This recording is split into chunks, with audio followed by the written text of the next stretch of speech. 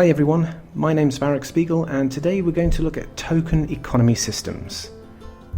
So what is a token economy system? Now, as this is an introduction to token economy systems, I'm going to try and keep it as simple as possible. So a token system is where you have some tangible that builds up to the reward. So it could be a dot in a square, it could be a star, a smiley face. It could be any host of things that represent achieving a step towards the ultimate goal. Now that's all very general and quite abstract, so let's get into the specifics. First of all, why do we use token economy systems? The first really important reason is that it provides structure. And not only that, it provides a visual representation of that structure.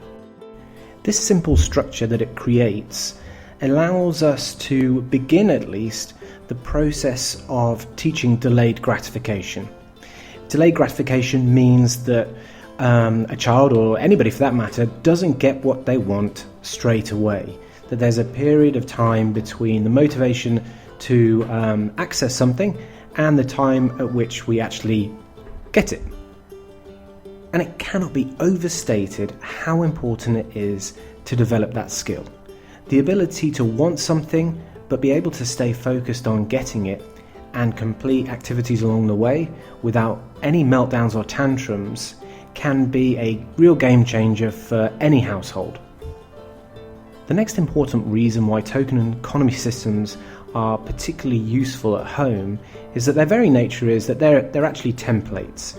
And we fill these templates with the targets that we're going to focus on and the type of tokens we're going to use. Now what that means is that it allows us to repeat the process time and time again.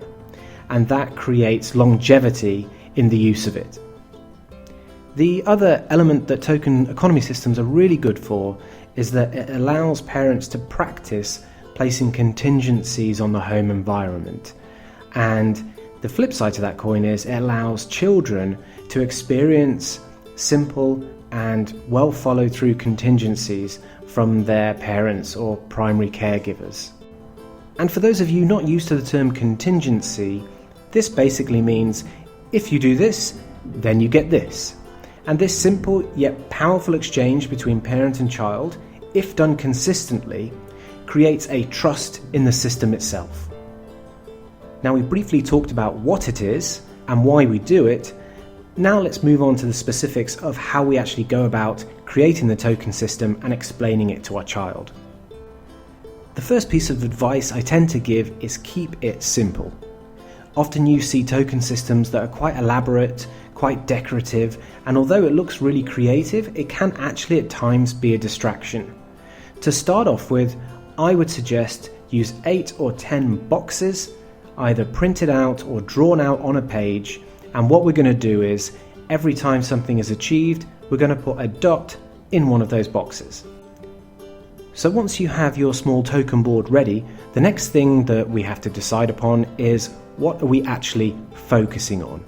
What behaviour or what outcome are we hoping for? Now, often you see things like chores to be completed or school activities to be completed, but I'm actually going to suggest to take it a step back and focus on something as simple as just listening to an instruction. The main reason I suggest listening or good listening as the target is it allows us to be quite flexible in the moment, and it allows the parent or therapist or caregiver to be creative in the initial presentation of the token system itself.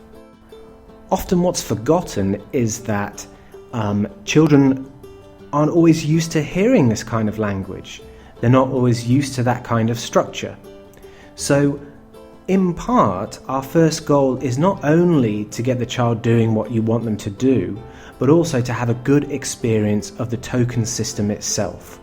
And that is a point that's sometimes missed, but in my opinion, critical.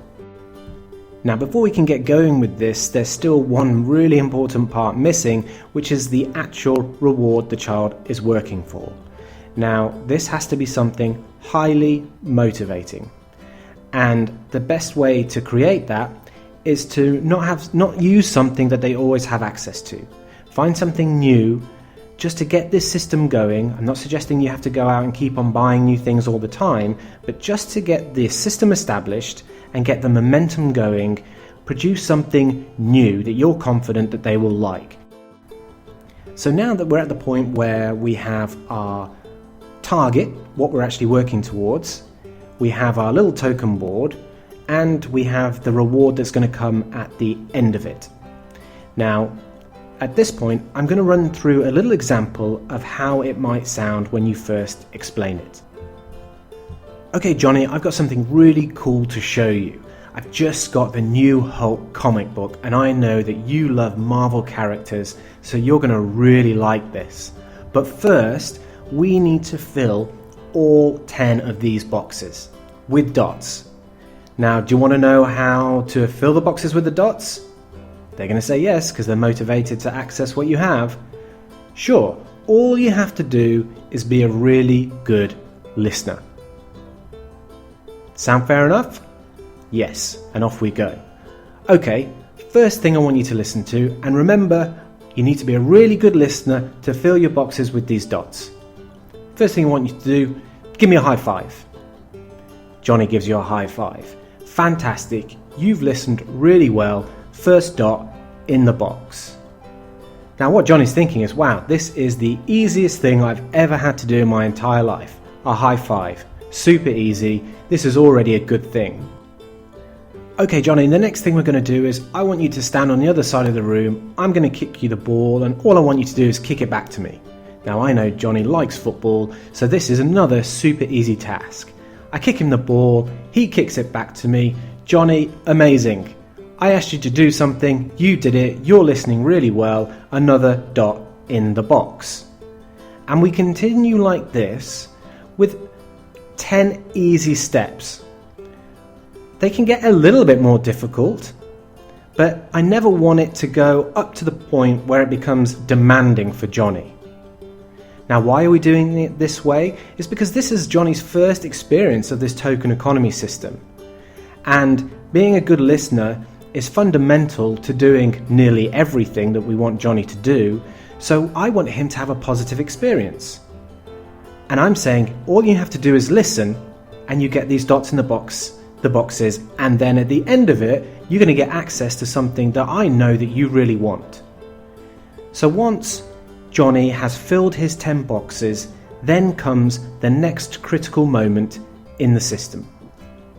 It's the moment at which we get to deliver the reward we've promised for Johnny to fill those 10 boxes, or 8 boxes, or 6 boxes. It's up to you how many you want to start with. I usually start with 8 or 10. Now, the reason this moment is critical is because the immediacy at which you deliver it, the reward that you have promised, basically cements Johnny's relationship with you in this system. If you stand by your word, the contingency that you set, then Johnny can trust if he enters into this system again, what he has to do is going to be followed by the outcome that you state. So in this case, I've said, I'm going to let Johnny have a look at this new Hulk comic book that I've got, that I know he's going to love. All he has to do is fill these 10 boxes with 10 dots for good listening. So as soon as he fills those 10 boxes, this is the time at which we can flood him with praise for doing so well. Johnny, you've been amazing. You've been listening fantastically well. You filled all your 10 boxes by listening like a champ. So here you go. Here's the new Hulk comic book for you to read. And at that point, that's the end of this little first cycle.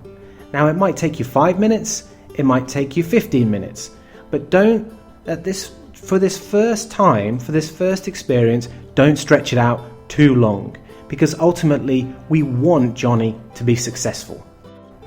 Now, you may have to go through this a few times in the first day that you present it, and you might be thinking, this is going to cost me a fortune. Now, it doesn't have to be a comic book, it doesn't have to be something big, but all I would say is it has to be something that you know Johnny is going to be motivated for. Without that motivation at the very beginning, Johnny might not enter into the system at all, and you might find yourself right back at square one, right at the beginning of Johnny doesn't listen to me, or Johnny's not doing what he's supposed to do. So this is this first presentation, this first entry into the system is vital. So within your means and within what you're comfortable to do, present something that you know is going to motivate. So we're at this point now where you've done it for the first time, or you've done it a couple of times, and Johnny's done it really, really well. Now it's this point at which you can make your own decision whether or not you can then list activities that you want to complete for each dot in each box. If you want to create a time slot where, okay Johnny, you need to listen well for the next 30 minutes and then you get your dot, or the next 15 minutes and then you get your dot. There's a whole different range of avenues that we can take this little setup for this system, and in future videos we're going to go through how they can be implemented and then how it can be expanded upon to incorporate siblings and activities out of the house. So have a go at this basic token economy system for promoting good listening. Follow the steps, re-listen to it if you need to, look out for more videos that are coming to do with token systems, and good luck.